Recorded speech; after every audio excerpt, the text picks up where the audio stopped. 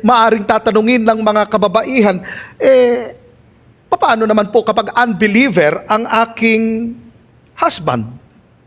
Magpapasakop pa rin ba ako? Tandaan ninyo, hindi nababago ang principle na yan.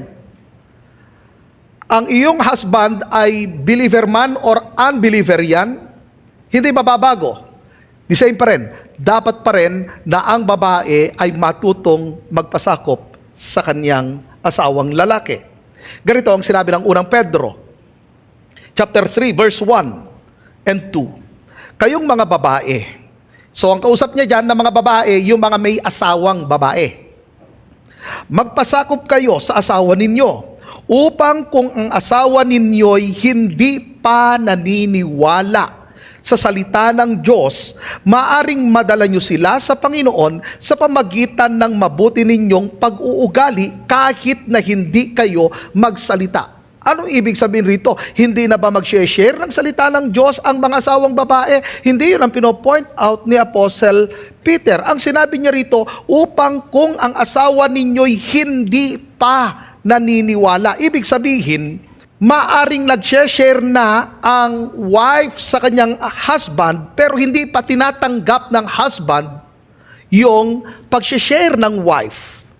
Maaring hindi pa siya kumbinsido. Maaring ayaw pa niyang makinig directly sa kanyang wife.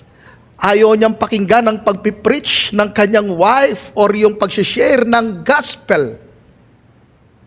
Pero anong sinasabi ni Apostle Paul rito? Kahit ayaw pakinggan ng husband verbally ang word of God, maaari siyang makarinig ng salita ng Diyos sa pamagitan ng life testimony ng wife. Bakit? Dahil ang sinabi niyang, maaring madala niyo sila sa Panginoon sa pamagitan ng mabuti ninyong pag-uugali kahit na hindi kayo magsalita. Tignan ninyo ang sabi sa verse 2, sapagkat nakikita nilang may takot kayo sa Diyos at malinis ang pamumuhay ninyo. So ibig sabihin, ang isang Kristiyanong babae, hindi lamang siya hanggang salita, kundi makita sa buhay niya ang salita ni Jesucristo.